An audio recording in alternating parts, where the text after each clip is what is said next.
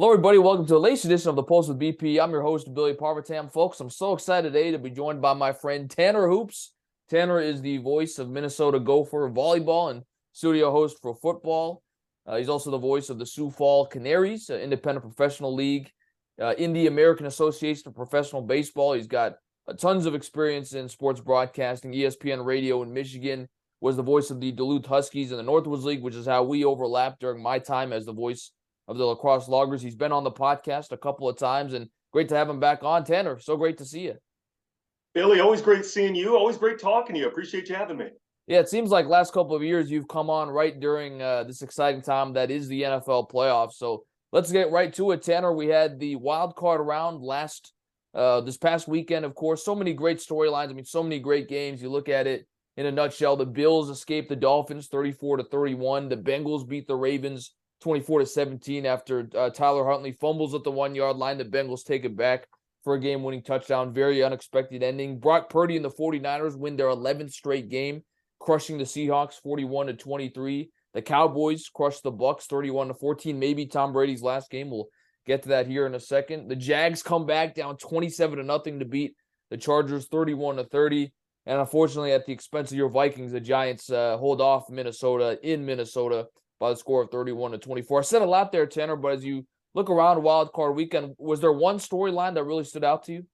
Yeah, it's hard to pick just one, Billy. I know the one that hits the closest to home would be the Vikings-Giants game. And you know what? It's kind of a weird game for me. You know, as I grew up in a family of Vikings fans, I live in the city now, and it makes me want to bleed purple, what have you. Although I was a Giants fan for a little bit because Eli Manning was my favorite player as a kid, so it was kind of the two teams that I root for the most that are playing with everything on the line. And, it was something where I do like it when the Vikings win. I do. I'm not necessarily a diehard about it. There are some teams I am diehard about. But, I did hope that would continue their run because it was fun. And it's fun when you've got kind of the pulse in the city. It's fun to feel the city alive like that, to be playing some meaningful football, especially a franchise like Minnesota that's been fairly hard luck as it comes. It was fun to see that run, but ultimately, the Vikings just weren't a team that was built for that long of a run. They were a fun story this year. They were the best team in the North, and I never really had any doubt about that. But, I don't think even the most optimist Viking fans were really expecting this team to make a Super Bowl run. I don't think anyone thought it'd be a first-round exit, too. So it's a little bit bitter taste in everybody's mouth. I was cutting some end-of-season press conferences that the Vikings have had the last couple of days, and everybody's kind of at the stage where, yeah, for a first year with this new regime, that was a really darn good season, and yet it still feels like we left a lot on the table. So that's kind of the vibe I get going into this offseason. Curious to see what they look like, what the storylines are going to be, because they've got a lot of veteran aging contracts, and JJ's contract going to be right around the corner. So I got a lot of decisions coming up here. Team could look a lot different, but you know what? There's a will, there's a drive with this team going forward. That's what keeps me optimistic. So hold on. I mean, you just said, and I'm assuming you include yourself, that you don't think a lot of Vikings fans thought the team was going to win the Super Bowl. Because the NFC is pretty wide open, Tanner. I mean, there's not really a lot of elite quarterbacks in the NFC. It seems like all the big names are in the AFC. So even you thought with this wide open NFC that, it doesn't really, you didn't really think the Vikings were going to win it all? I actually picked New York to win the game this weekend. I thought just that the pass rush that they have with Thibodeau and Lawrence going up against that banged up offensive line. I was at the Christmas Eve game when they first met during the regular season, and it took a 61-yard kick just to beat New York. Then Daniel Jones has grown up before our eyes. Daniel Jones is a legit good quarterback now. I did think that was a bad matchup for Minnesota going into it. Now, a lot of Vikings fans I talked to kind of shared that sentiment was, there's a cautious optimism.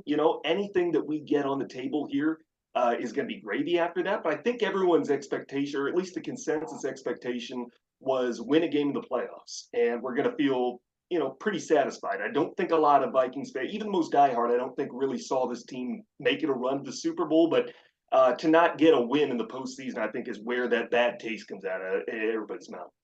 I think the question that's on everyone's mind is, do you think Kirk Cousins is the right man for this job, Tanner? I mean, look, as a Commanders fan, I certainly wish with the instability that franchise has had at the quarterback position that we still had Kirk Cousins. But, you look at Cousins. I mean, it seems like in the biggest moments he hasn't been able to come through. He's only won a couple playoff games for Minnesota, so limited playoff success. And you just look at, I mean, some of the decisions that in that game. 4th and 8, he throws a 2-yard pass that's immediately taking down the receiver is, and it just seemed like those type of decisions he's not great at making in the playoffs. But then on the other hand, I mean, everyone says, oh, you got to get rid of Kirk Cousins. Who's really your realistic alternative? I mean, you could draft a quarterback, but that's unknown.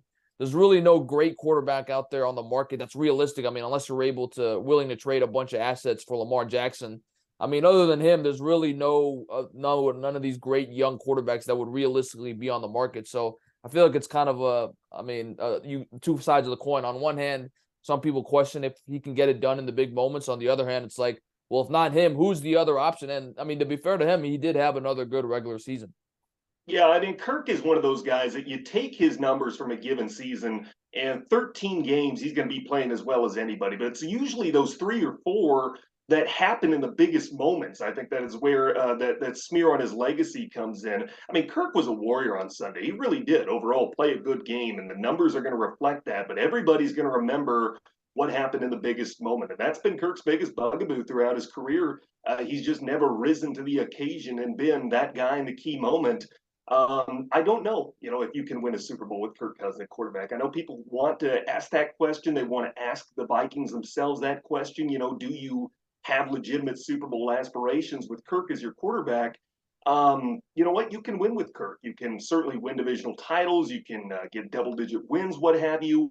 Can you win a Super Bowl? I don't know. I'd like to think so. I really do, because I think he's a great guy off the field, and he's obviously had a lot of success on the field. But I covered the Vikings end of presser today, and Kwesi Adolfo-Manzo's, I think, done a great job as first-year GM. Says they do plan to keep Kirk as quarterback, and they'll start him under center this season at fall or this fall. And I think that's the right move. I really do. I think that with his contract coming up at age 35, when that expires, you ride him out for this season. You've got plenty of contracts you got to figure out. If you can get an offer for Kirk, I don't know who's willing to take on that contract. I'm sure they're exploring what have you. I don't know how likely he is to get a suitor. But that being said, I think the right decision here for the Vikings, just where they are in terms of managing the salary cap, whose contracts expire this year, who expires next year.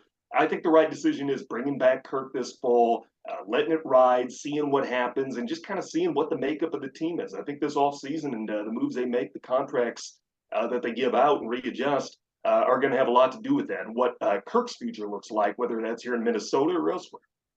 Do you think the Vikings repeat as NFC North champions if you had to make a prediction right now? I mean, you look at the scope of that division next year. You've got the Lions with Dan Campbell. I mean, what a story they were. They didn't make the playoffs, but they eliminate the Packers from the playoffs by beating them in that final game. You got to love what they're doing in Detroit. You've got the Packers. We'll talk about this later. I mean, I personally think Aaron Rodgers is coming back, but, he's kind of being wishy-washy about it. So that's a question mark you might have to figure out here in the next couple months of this offseason. And then you got the Bears, who were 2-13, or 2-15 rather, but they did get the number 1 overall pick. So you have to figure if they're going to keep Justin Fields, they're probably going to get a nice trade package on that number 1 pick to a team that really does want that pick. So I think the NFC North is on the rise, and I don't think it's going to be as clear cut for the Vikings to win the NFC North in the second year of Kevin O'Connell's tenure with the team. But what do you think, if you had to predict right now, does Minnesota win the division again next year? Yeah, it's really tough to say, because it was about this time a year ago the new regime did come in almost to the day, and I love that from day one. I really love the hire of Kwesi. I thought that was unconventional for Minnesota to pick a guy, with his analytical background, what have you. But I like the hire, doing something different, and I like Kevin O'Connell. As much as I like Mike Zimmer, he just wasn't built to coach the current roster. And I think Kevin O'Connell certainly is. And going into the year, I really was riding high on the Vikings and had thought for a long time they were going to win the North. This year, though, I think it's a lot more wide open. I really do. I thought there was a clear path as far as who got better last offseason and who didn't. And I thought the 4 teams clearly fell into each of those categories.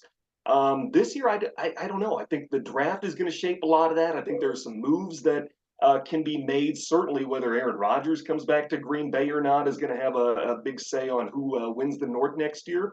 But I do think there are three teams realistically that can win the North. And it's weird to say, the Lions could win the North, Billy. The Lions are fun. I mean, Ben Johnson there is an offensive coordinator. He has been dialing up all kinds of things, throwing the kitchen sink, and told the team he wants to stay. He's not going to interview with anybody else. When's the last time that's happened for the Lions? Usually that's a place that everyone's trying to get out of, and it's different. The Barry Sanders years were before a year in my time, and we've never really been a part of a culture like the Lions have right now. I'd run through a wall for Dan Campbell. I think he's a fantastic guy. I'd love to play for him.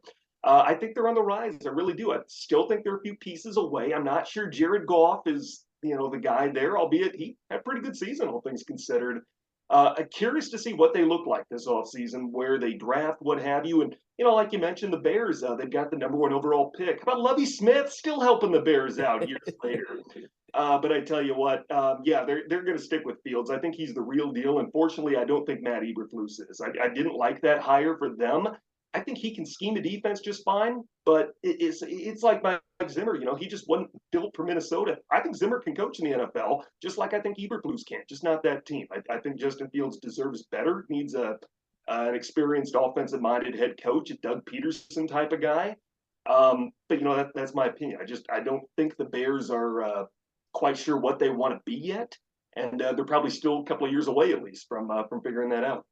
Looking at some of these other big picture moments that happened this past weekend, Tanner, I want to say first, I was very impressed by the Dolphins and Ravens. I mean, coming into this game, you're on your third string quarterback. In the Ravens case, actually their second string with Tyler Huntley. The Dolphins, their third string with Skylar Thompson. And at least me, I mean, once I heard that Tua was out and Teddy Bridgewater couldn't go, I was like, oh, why even watch this game? The Bills are going to blow out the Dolphins. But man, Skylar Thompson put up a fight. I think it helps a lot when you've got, in my opinion, the best receiver duo in the game in Tyreek Hill and Jalen Waddle.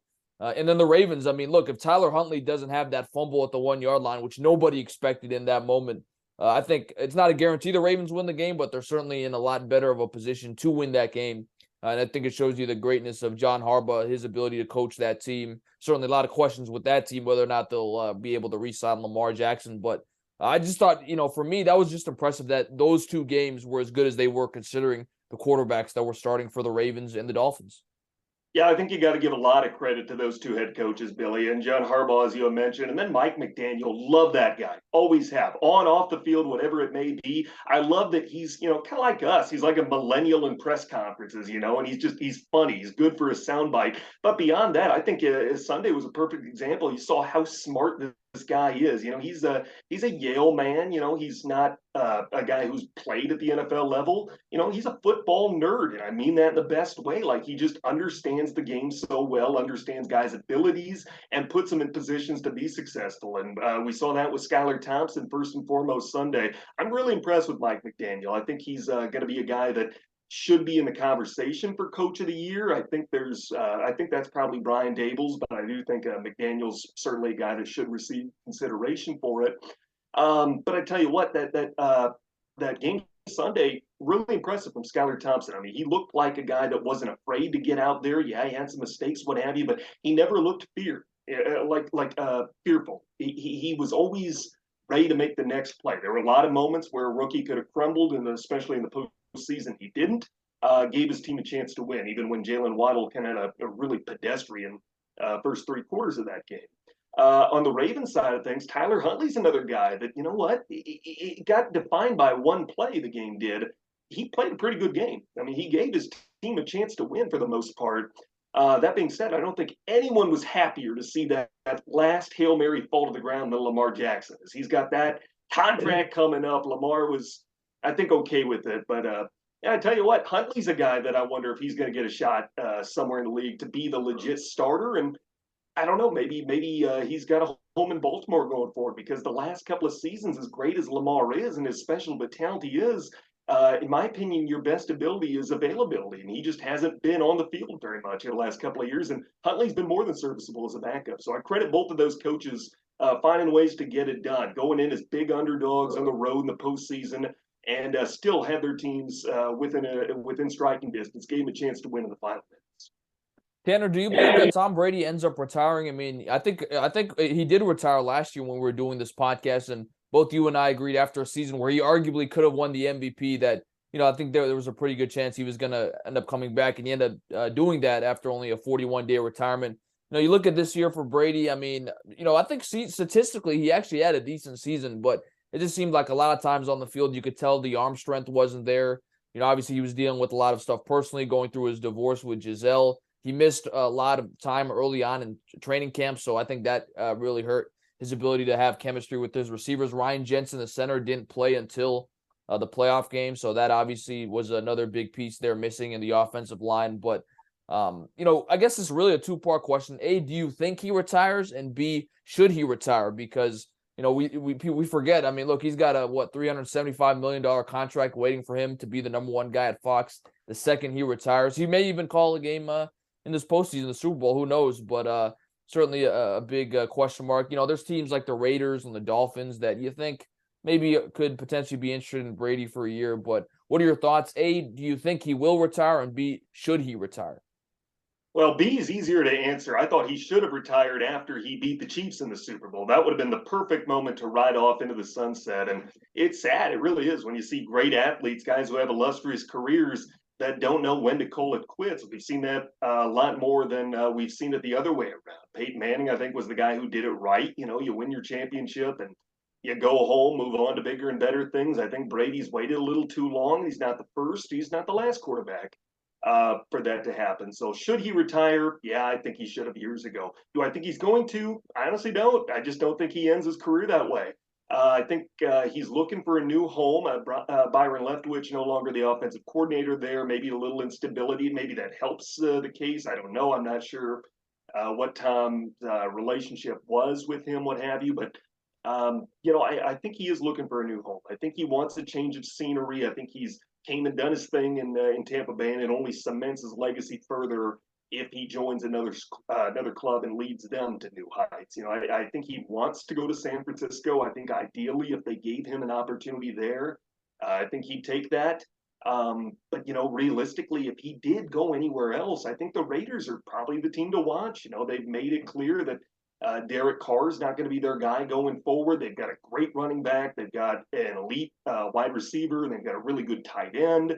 And Josh McDaniels, of course, him and Brady have a relationship together. I think that would be the team to watch. That if Brady comes back, would make a lot of sense for him. So that's kind of where I'm leaning is, yes, he does come back, but it'll be in a Raider uniform.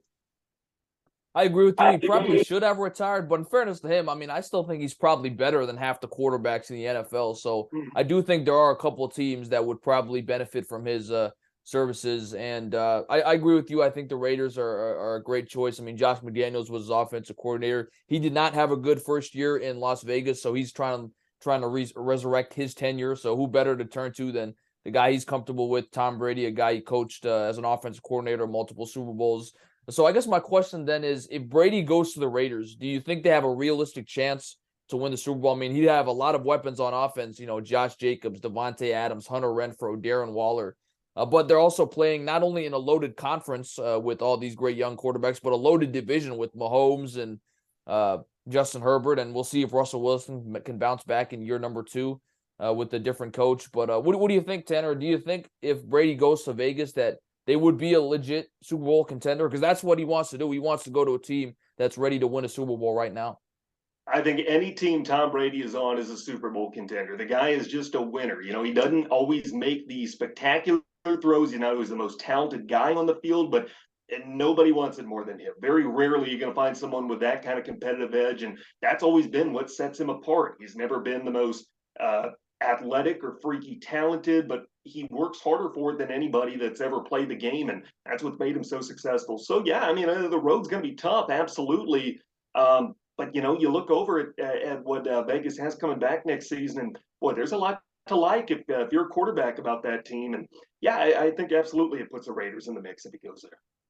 Going to another great quarterback that you know very well as a Vikings fan, Aaron Rodgers. There's been talk that at 39 years old, he's might be ready to call it quits. Of course, he signed a 4-year contract before the season started, which I think probably handicapped their ability to keep guys like Devontae Adams and really help build that team. There were question marks over he had the same issues as Brady in terms of working with his receivers. I think he was the only quarterback, Tanner, to start all 17 games and not have a 300-yard passing game. So I don't know if that's him falling off or just the Matt LaFleur's offense rather focusing on the run with AJ Dillon and Aaron Jones.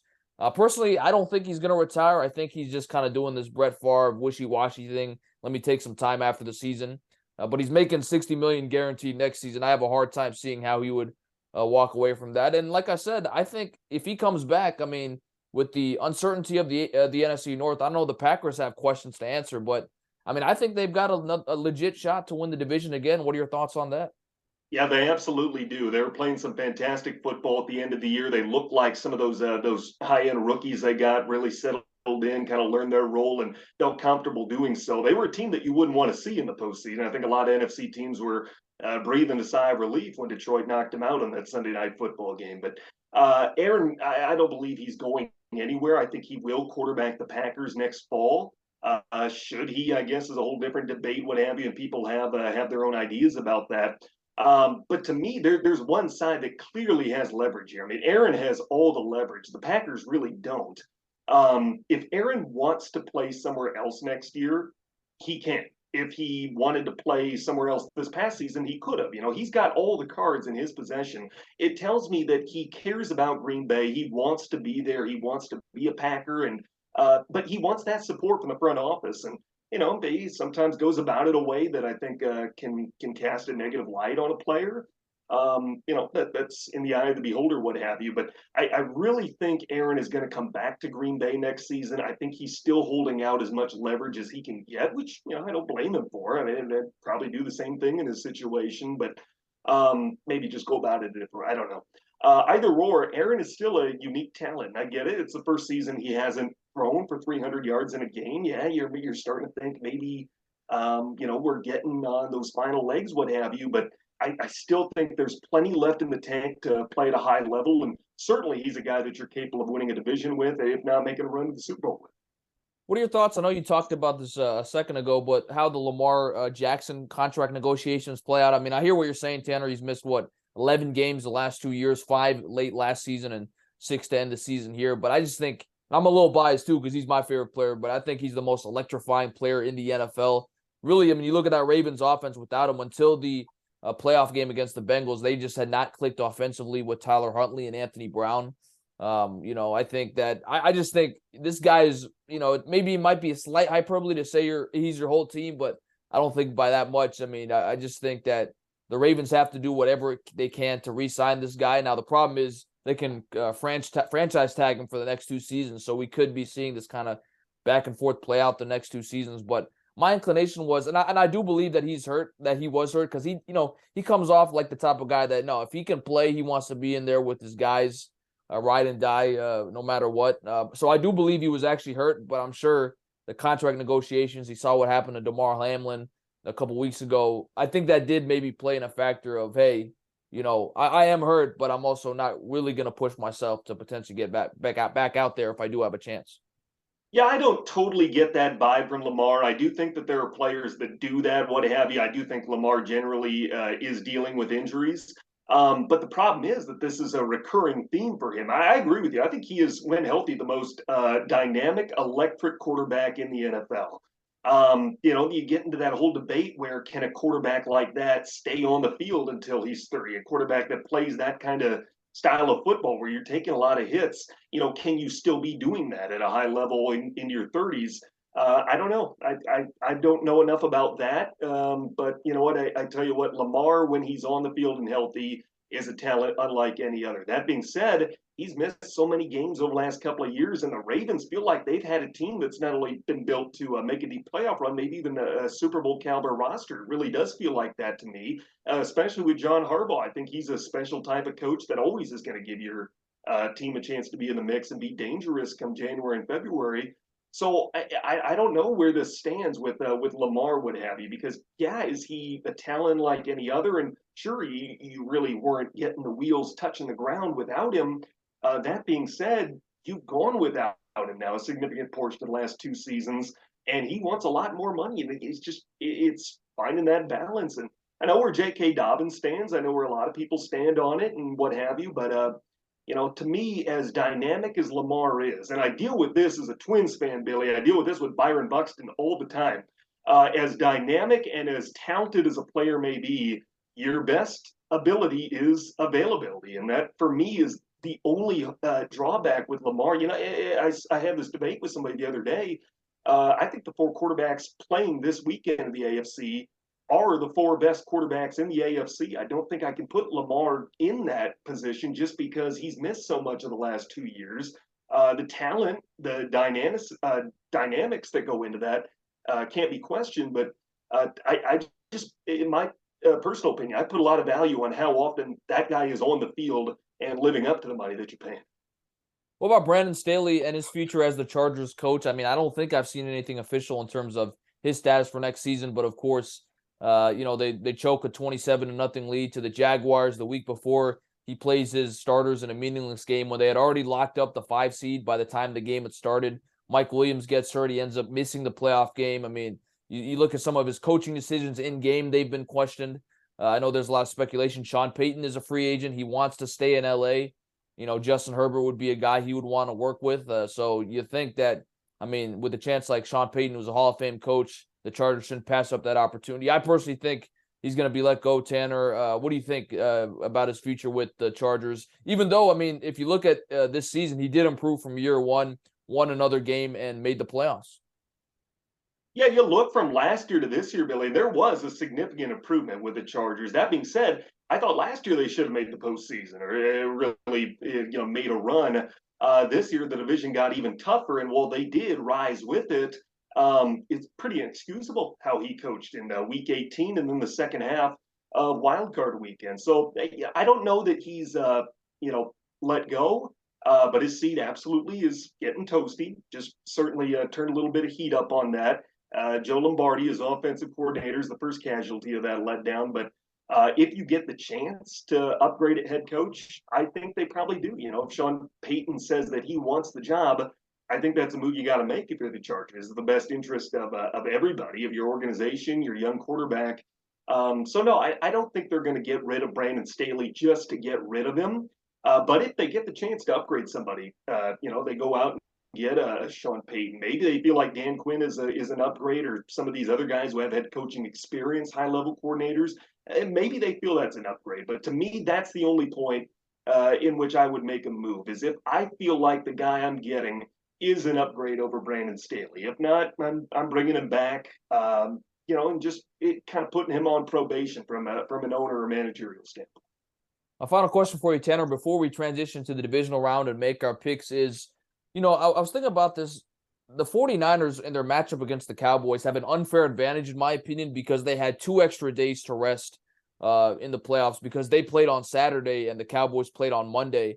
So the Cowboys are essentially going into a short week in the playoffs. And now, to be fair, the Rams played on Monday night last year, ended up winning the whole thing. So it is possible, of course, Cowboys could still win in a one-and-done format. But what are your thoughts on that? I mean, I think it's great for fans. I mean, we get, entertainment value. We get another playoff game on Monday. On the other hand, all things being considered, I think teams should have an equal playing field in the postseason. And, I mean, the fact that the 49ers, Kyle Shanahan, top 5 coach in the game, has 2 extra days to prepare, that's a pretty significant advantage going into this weekend. Yeah, it absolutely is. Yeah, and we can talk about the playoff schedule, but it'll never change the NFL's mind. There's always something to sell, and meaningful football sells, so they're going to keep that Monday night playoff game regardless of whoever might be in position with it, what have you. But beyond that, yeah, I tell you what, I was impressed with Dallas the other night. I really didn't pick them to win that game, but boy, did Dak look good. Tampa's just not a very good team this year. I don't know how much that factored into it. I don't want to take anything away from Dak because I think he takes a lot of criticism without getting due credit.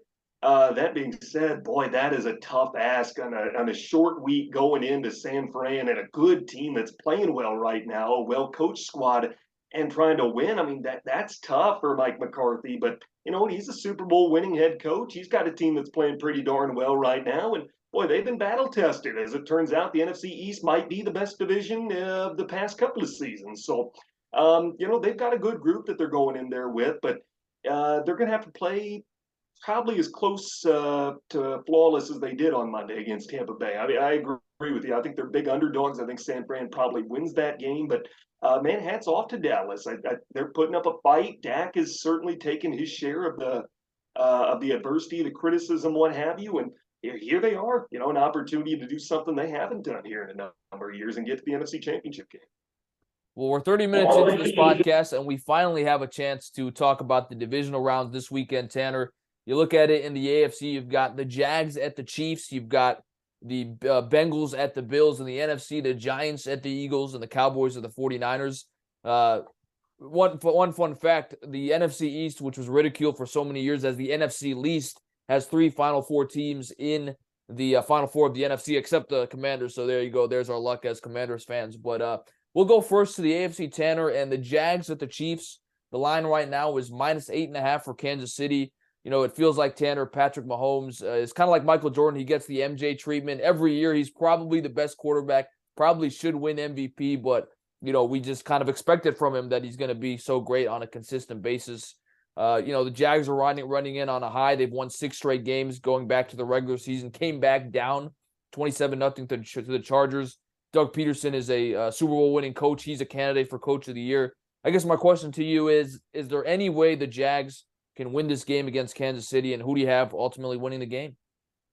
I do think there's a path for Jacksonville to win this weekend, but this is what I'm predicting. You said the line's about 8.5. Chiefs win, but Jags cover. I think it's going to be a field goal difference, 3-4 points, something like that. And man, I really like Trevor Lawrence. I really like Doug Peterson. He's a guy I thought the Vikings should have taken a look at this offseason. Obviously, I'm happy with the Kevin O'Connell hire, and Doug Peterson is something special. He really is. I mean, he inherited an absolute mess in Jacksonville from last season. And he's got this team in the postseason. You look at the work he's done with Trevor Lawrence, the jump he's made from year 1 to year 2. And I think week 18 of last year, he really had a good game. He looked like the guy that I think everybody thought, Jacksonville had envisioned him to be. And I think that set the tone for this coming season. And boy, has he bowled out. And, I know that they've spent a lot of money trying to build up that roster a little bit. And maybe some people say they have overpaid on some of the personnel they have, what have you. But hey, they're in the postseason. They had to win a bad division to do so. They had to overcome a 27-point halftime deficit to do so. But here they are now in the Final Four in the AFC. And, I really do think they've got an opportunity here. I think they got to stay within striking distance and keep it close throughout, because Kansas City, as you know, they get a little bit of separation. That's all they need. But yeah, I think there is absolutely a path for Jacksonville. It takes probably playing a near perfect game. Certainly you can't fall down 27-0 to these guys, but yeah. Do I think Jacksonville can keep it close, keep it within a score, and maybe even find a way to win it this weekend? Wouldn't be shocked, but I'm going with Kansas City. Yeah, and I think, we were talking about Justin Fields earlier. I think the case with Trevor Lawrence shows you how important it is to have a good coach, because he had Urban Meyer last year, and we all know that dumpster fire that ended up being. So don't give up on Justin Fields yet. I think if you can get the right coach with them, he can make some noise. But I agree with you. I'm going with the Chiefs. I mean, you look at it, the Chiefs lose Tyreek Hill, and they're still the best offense in the league. I mean, that shows you how great Andy Reid is, how great Pat Mahomes is. So, I think they'll be ready to go. They're motivated after last year's overtime loss to the Bengals. They really want to make some noise in this postseason. I agree with you. I'm going Chiefs, and I do think they'll cover. I'll probably say 31-17, something like that. Jags might keep it close in the first half, but I think Chiefs ultimately pull away and win that game. So both Tanner and I agree that the Chiefs will be advancing to the AFC Championship game for what would be a 5th year in a row, which is pretty impressive. We haven't seen a streak like that since Tom Brady did it with the Patriots. Let's go to the other AFC matchup. This might be the game of the weekend, Tanner. You got the Bengals at the Bills. The Bills are -5, of course, a matchup of two of the best young quarterbacks in the game. Joe Burrow and the defending AFC champion Bengals against Josh Allen. You think about it. I mean, week 17, this game was suspended because of the Damar Hamlin injury. And the way that game was going, I mean, you can't predict what was going to happen. But, man, I mean, we had a touchdown. We had a field goal. The Bengals were driving. You really felt like this was going to be a high-scoring game. We might get that on Sunday, but what do you think, Tanner? I mean, this is a dynamic matchup. Who ultimately gets it done? Yeah, we thought we were going to get this a few weeks ago, and of course, the anticipation, the excitement of that turned into shock and to A lot of questions surrounding Damar Hamlin, and we're really excited and happy to see that he's back. It looks like in the building daily, Sean McDermott says, which is really cool, and seeing his continued progress, what have you. But and I know that's it's secondary to the point. Damar's health, of course, is priority. But we do get this matchup after all, Billy. We do get it. Just as a football fan, it's something that I've been really looking forward to, and I can't wait for this game. You said the line is -5.5 for I'm sorry, did you say -5 for the Bills. to me, that's shocking because I think this is a coin flip game. If you're going to give me 5 free points with Cincinnati, I'm going to take that if I'm a betting man. The Bengals could win this game outright, but spotting them 5 points, and absolutely. Neither team necessarily looked like world beaters against a backup quarterback in week 1, but that's not going to be an issue this weekend. You're going to be facing a world-class signal caller, 2 great coaches, offensive-minded guys going at each other. I think that's the other thing, Billy, not just the overall matchups, but the coaches that are going up against each other. Doug Peterson, Andy Reid, Sean McDermott, and Zach Taylor. I love the chess matches we're going to get this weekend. Bills-Bengals, that's a coin flip. That really is. But I'm not shocked if the Bengals go on the road and find a way to get it done. That being said, I think Buffalo as a fan plays a little bit more exciting of a brand of football, so I think I'm going to cheer for the Bills, but I think I'm leaning maybe even slightly 51-49 in the Bengals favor. Wow, that's a good point. I mean, the Bengals are coming in motivated. Joe Burrow, we all saw that quote when they asked him his Super Bowl window. He said, "My whole career, we have a window to win the Super Bowl." I'm going with the Bills. Look, like I agree with you, it's a coin flip game, but I just feel like that Damar Hamlin component. They're playing for him. I mean, we all saw that 100-yard kickoff return Naheem Hines had against the Patriots in their first game back after that injury. They're playing the same team this injury happened against, so I just think they'll be slightly motivated. Again, the defenses are a little bit shaky, as you mentioned, playing against third-string quarterbacks last week, but I'm going to give the Bills an slight edge, but I agree with you. Wouldn't be surprised if Joe Burrow, Joe Cool, as they say, leads the Bengals on a road victory against the Bills. And I guess before we transition from this game, I wanted to ask you, too, of all the quarterbacks remaining, or really all the players, do you think Josh Allen has the most pressure to win? I mean, to me, it seems like he does because you think about it, Mahomes has already won a ring. Joe Burrow has been to a Super Bowl. None of the other quarterbacks, I mean, Trevor Lawrence, Jalen Hurts, Brock Purdy. Maybe you could argue Dak because he plays for the Dallas Cowboys. And, we know with Jerry Jones getting older, he doesn't have forever to win another Super Bowl ring. So maybe you could argue Dak has pressure. But I just think with all the expectations placed on the Bills preseason, a lot of people were picking them to win. Josh Allen is a top 5 quarterback in the game. I just think he's got more pressure than anybody to try to win a ring this year, especially when you think about the history of the Bills franchise, losing 4 straight Super Bowls in the 90s. What do you think? Is Josh Allen the guy with the most to lose in this postseason? I would say so, absolutely. Dak is the guy who's oldest in his career, and I know there's always pressure that comes with being the quarterback of the Dallas Cowboys. That being said, I don't even think Jerry Jones realistically thought this would be a Super Bowl season for Dallas. They're in a good spot, and I feel like everything that happens from there on can be considered gravy. And I think that's true with the Giants and Daniel Jones, with the Eagles and Jalen Hurts, and with the Niners and Brock Purdy. And even under the AFC with Trevor Lawrence and the Jags. Everything that happens to those quarterbacks and those teams from here on out is just exceeding expectations. Kansas City, of course, Pat Mahomes, there's no pressure on him. If he loses this game, he's still a ring, or he's still got a ring. He's been to the AFC Championship 4 consecutive years, still making these freak throws and at the top of his game. Joe Burrow's another guy like that. That Super Bowl appearance is going to buy him a little bit of time. But Josh Allen's one of those guys we're still waiting on because he didn't look exceptional his rookie season. But when you add Stephon Diggs and you add the tutelage of Brian Dable as an offensive coordinator, that's when he really started developing in the quarterback that we see now. So, yeah, I do think there's more pressure than anybody on Josh Allen. I wouldn't say there's necessarily a ton of pressure on him, though. I do think there's more than anybody. Nobody's going to look at the Bills if they don't win this game and say Josh Allen's not a quarterback. No one's going to look at it that way. But yeah, as far as legacy goes and staying atop the penthouse as far as quarterbacks go in the NFL, this is a game that Josh Allen's going to have to win. So both me and Tanner agree that the Chiefs will beat the Jags, but we disagree on Bills and Bengals. He's going with the Bengals. I am going with the Bills.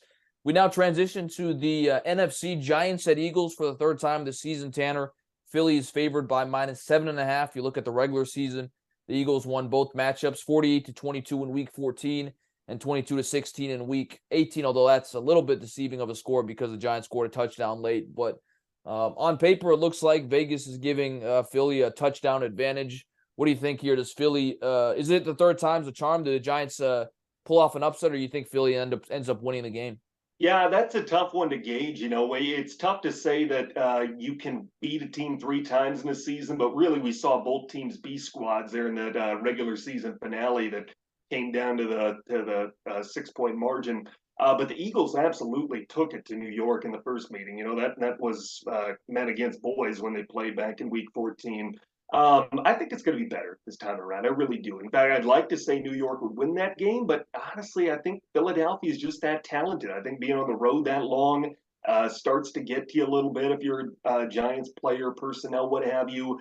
Jalen Hurts, he's that special. I think the biggest case for his MVP run came during the final few weeks of the season that he missed, and Gardner Minshew came in. I love me some Gardner Minshew, Billy. I think he's a great quarterback, and I think he's good enough to start somewhere. I think he came in and made some great throws for Philadelphia, but he doesn't have that mobile aspect. Jalen Hurts has, and I think that's what sets him apart. This offense is built around a quarterback who can scramble, that is going to make a defense respect you. And Gardner Minshew just doesn't have that wheels, and you saw it especially with Dallas on Christmas Eve. They were able to pin their ears back, really get after him, and force from some premature throws. To me, his legs, Jalen Hurts' ability to dictate a defense with his legs, that run pass option, that's what sets Philadelphia apart when he's at quarterback. And ultimately, I think that's why they're going to make their run. So I'd like to see New York win this weekend. I just think Philadelphia is too talented. I agree with you. I'm going with Philly. I mean, Jalen Hurts, you talked about it, really made a case for his MVP when he was out a few games. They rested. Now he's rested, having to bye. And I think, I mean, look, the Giants, you got to give them credit for getting to this point, but they did get swept by the Cowboys and the Eagles this season. When it comes to their divisional foes, there's a reason they're third in that division.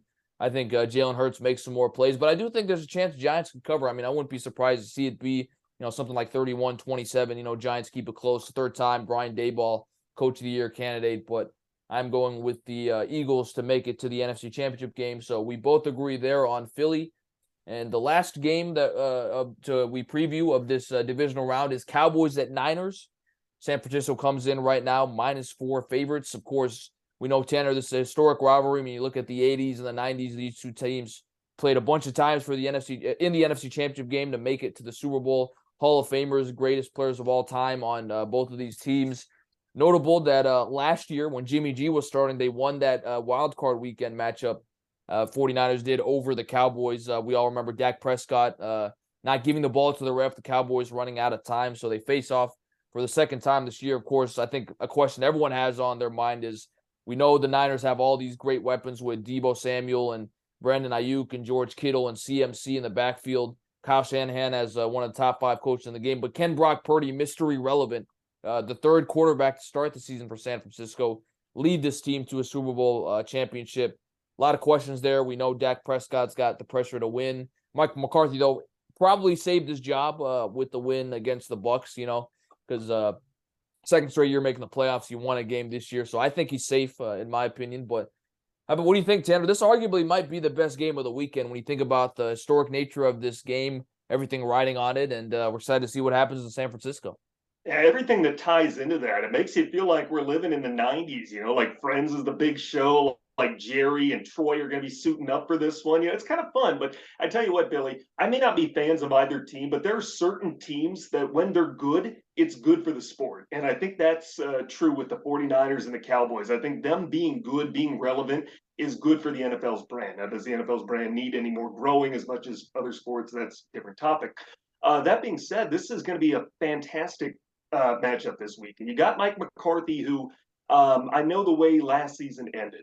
And that was a game I feel like Dallas played well enough to win. They just made some really stupid mistakes down the end, and certainly one's going to stand above the other. But you know what? You know that they've had this one circled, a potential rematch in the postseason. You know that they've had this one circled since that disaster that knocked them out of the playoffs last year. Brock Purdy, I tell you what, love me some Brock Purdy. I grew up in Iowa, of course, so I'm still there from time to time and still keep in contact with a lot of my Iowa State friends, what have you. And I've had the opportunity to watch him for a long time. He's always been a solid quarterback. He can make any throw in the field. And Kyle Shanahan is a great coach for him, and he's a great quarterback for Shanahan. You look at the skill sets that each of them possess and how they complement each other. It makes you think it really can work. That not only can San Fran win this game, but can they make a run and represent the NFC in the Super Bowl? I really think they can. I really do. They've got tremendous weapons around Purdy, and certainly that helps. With all the guys that you've got, all pro talent in Kittle and McCaffrey and Samuel and Ayuk and what have you. It's going to be a fun game this weekend. I think that Kyle Shanahan is going to out scheme Mike McCarthy just by a play or two. And I think that's going to end up being the difference in this game. I agree with you. I'm going with the 49ers. I mean, the Cowboys look good against the Bucks, but the Bucks were bad, all year, 8-9, finished the game under 500, even though they won the division. This is a different animal in the 49ers, and you saw it last week. I mean, Seahawks went up 17-16 at half. You thought, oh, Geno's comeback year. Pete Carroll, looking like a genius, trading away for Russell Wilson. They've got a shot to win this game, but I mean, the Niners just put on the gas in the second half and end up blowing them out 41-23. The Niners are arguably the best team in the playoffs, so I am going with San Fran to win. I think they'll cover too. I'll probably give them a touchdown, 31-24, somewhere along those lines. So you do believe that Brock Purdy is the answer, that he can lead San Francisco to Super Bowl? I really think they can win with him. I think Kyle Shanahan is a part of it, and I think a lot of the guys around him certainly have to do with that. But can Brock Purdy be a franchise quarterback in the NFL? Is kind of where this takes me. And I think there's significant debate there because obviously you're going to have contracts that you got to deal with come season's end. But you've got some options here if you're San Francisco with Lance and Garoppolo, what have you, and you've got a little bit of latitude, what have you. But can Brock Purdy with this team, regardless of whether he can be the Niners franchise quarterback, can Brock Purdy with this team in 2023 take the 49ers to the Super Bowl? Absolutely. I truly believe this is a guy that they can go win it all. So you look at these four matchups, we only disagreed on Bills and Bengals. We both agree that the Chiefs, Eagles, and 49ers will win. You're going with the Bengals. I'm going with the Bills in that matchup. So what would be your Super Bowl prediction? I mean, you'd have the Chiefs and Bengals, Eagles, 49ers in the conference championship games. Who would ultimately make the Super Bowl, and who is your prediction right now before the divisional round starts to win the Super Bowl? As a fan, I am hoping for Buffalo to make it to the Super Bowl. I hope I'm wrong this week, and maybe I'll still change that between now and then. I don't know, but I am hoping Buffalo makes it because that's an exciting brand of football that we really haven't seen here in a number of years. What have you? Quarterback that athletic, a receiving core like that. The way that they scheme and play call, what have you. I love their defense. Gritty, blue-collar, hard-nosed defense.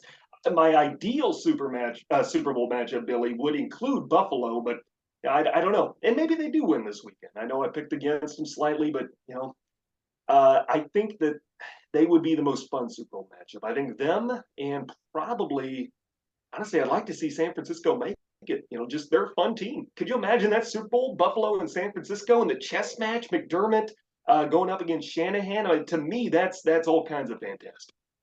I agree with you. I predicted the Bills would win the Super Bowl before the playoffs started. I'm going with the Bills. I would like to see them in play San Francisco. I think that would be a great matchup. Two great coaches. One of the elites in the NFL, Josh Allen, against the up-and-comer, Mr. Irrelevant, Brock Purdy. So I agree with you. Right now, my prediction is Buffalo over San Francisco. But I will say this. You're talking about idealistic matchups. Look, I shouldn't say this as a Commanders fan, but I'm not going to lie. If the Cowboys made the Super Bowl, I mean, we get, Jerry Jones media coverage for 2 weeks. They haven't won since the 90s. I mean, I can't deny that would be a great story if they're able to make it to the Super Bowl. Absolutely. Yeah, I mean, Jerry Jones is must-see TV for better or for worse. He is absolute. He's a headline. He's a walking headline. And again, for better or for worse, he is. And that would be a scenario with the Cowboys in the Super Bowl. The NFL would be perfectly happy with. All right, so a great discussion there, Tanner, on the divisional playoffs. Again, we went through with our picks, Super Bowl predictions. I am repicking my pick as the Bills over the Niners. So is Tanner, but we'll see what happens. I'm sure we'll probably get a game wrong at least, but very excited. That's why we watch the games, because that's the entertainment sports gives us. So thanks as always, Tanner, for that. But to close out the podcast, I always like to ask a couple of speed round questions. Maybe differ a little bit from what we've been talking about. So, I think one thing I wanted to ask you about is this opportunity at Sioux Falls, because last year when we had you on the podcast, you had just started with Minnesota, but this year, a year later, you add this Sioux Falls opportunity to your resume. So how does this open up, and how do you juggle it with your Minnesota obligations? Yeah, for sure. I had a really cool opportunity last year to head down to Sioux Falls, South Dakota, and cover the Canaries of the American Association as their play-by-play broadcaster. And it was just kind of an opportunity that came up. There's some local ties with Minneapolis and with Sioux Falls. There's a few different connections there. It's a growing city and a growing market. Really fantastic area to be a part of. I had saw this position was open. Had asked some of my supervisors up here at the U of M, is that something you'd be okay if I, threw my hat into? And they thankfully were great about it, and not just gave me their approval, they were willing to help adjust my schedule, what have you, so that it would work out. And the same thing with Sioux Falls. So, it's a little interconnected. In some ways, there's always some common friends, what have you, between the two. But ultimately, I'm just really grateful for my supervisors, those I report to on both ends of things, being flexible enough to give me this opportunity, because I love it. Coming up here and doing what I do with the Gophers is a dream come true. And every summer, getting to go down to Sioux Falls and spend just about every day at a world-class baseball stadium is truly a treasure. It really is. It's something that I can't put into words how much means to me. And I don't know how much longer I ride it. Going city to city in the same year, but for now, I'm enjoying the ride, and I'm really thankful for it. Yeah, I wanted to ask you too, because like we talked about at the beginning of the podcast, we know each other because we overlapped in the Northwoods League. I was the voice of the Lacrosse Loggers. You were with the Duluth Huskies. How did your experience in the Northwoods League help prepare you for this opportunity with Sioux Falls? Yeah, immensely, it really did. That led to my first full-time position with ESPN Radio's affiliate in the Upper Peninsula of Michigan, and really started opening doors from there. But I got to meet some fantastic people, and the Northwoods is a different culture that I think is really reflected in the American Association, where you're playing a significant number of games and very small amount of days. You get very few days off. You're on the road a lot, and baseball has its own culture. I think all the sports do have their own culture. I think there's football, hockey culture, what have you. But I've always enjoyed baseball culture. I really have, and it's a giant community. Everybody knows everybody, or everybody's played with or coached for somebody, or what have you. And there's just a lot of connections that make it fun. A lot of stories that go with it. So the Northwoods, I think, really gave me a good taste of what to expect going forward, while opening a lot of doors for me professionally and helping build that resume. You are a native of the great state of Iowa, and so I wanted to ask you, to someone who doesn't know, or some of the national audience, how would you describe the Iowa State rivalry? It is a lot of fun. As someone who's never had a dog in a fight, I've never really been a fan of Iowa State, either or. It's, as somebody who doesn't have a dog in the fight, it is really fun. Even when I've lived out of state, I always make sure to watch that game. I've been, not to that game. I've been in the cities on Cyhawk weekend, as they call it, and it is just a big old party, Billy. It is the biggest parking lot party you could think about. It doesn't have to be at the stadium, in the parking lot. It is just anywhere there is. It's just people meeting, congregating, wearing their colors, and yeah, you kind of hate each other's teams, what have you, but you'll rib and stuff, and it never gets overly sensitive, what have you. It's just a very, very stereotypical, polite hatred is probably the best way I could put it. Very stereotypical for the Midwest. Yeah, I've heard, it kind of has that Midwest hospitality of, it's an intense rivalry, but it is a respectful rivalry. So that's great to hear you confirm that. So much happened in college football this past year, Tanner. I mean, I know we've talked about, in my opinion, and I know you agree, that the college football is not as competitive as the NFL in terms of parity purposes. But I wanted to get your thoughts on this realignment. I mean, we saw the news that in a few years, UCLA and USC will be joining Minnesota and the crew in the Big Ten. You talk about Texas and Oklahoma joining the SEC here pretty soon. What do you think this has for the implications of college football? I mean, it really does feel like conferences like the ACC are going to be really rendered irrelevant all of a sudden, and the cream of the crop is going to be in the Big Ten and the SEC. What are your thoughts on all these colleges making these moves to these big-time conferences? Yeah, first and foremost, selfishly, I'm excited about a couple of trips out to the West Coast now. I went with men's basketball to Southern California back in November over Thanksgiving weekend, and I was laying there on the beach thinking, get used to this. So I am happy about that with USC, UCLA joining. As far as how that affects the rest of the country, the national landscape, I think Notre Dame holds all the cards right now. Notre Dame is the school that everybody wants to get, that kind of prestige, what have you. The Big Ten is holding everything up for Notre Dame right now. And the Big Ten right now is searching for a commissioner in and of itself, with Kevin Warren taking the Bears president job. Certainly that you might get a new vision, depending, who takes that position over, what have you. But Kevin Warren certainly, and I think a lot of his predecessors showed a lot of interest in Notre Dame joining the Big Ten, and that's kind of put a stop to schools like Washington and Oregon, who've had remarkable run in the Pac-12 these last couple of years. It's kind of put the brakes on them joining the Big Ten. So, I think once Notre Dame and that domino falls, and who knows when or if that's going to happen, I know they really want to hang on to the independence that they have in football. Who knows, what that's going to look like. As far as, schools that we know are going places, Texas, Oklahoma, you mentioned, they're going to the SEC.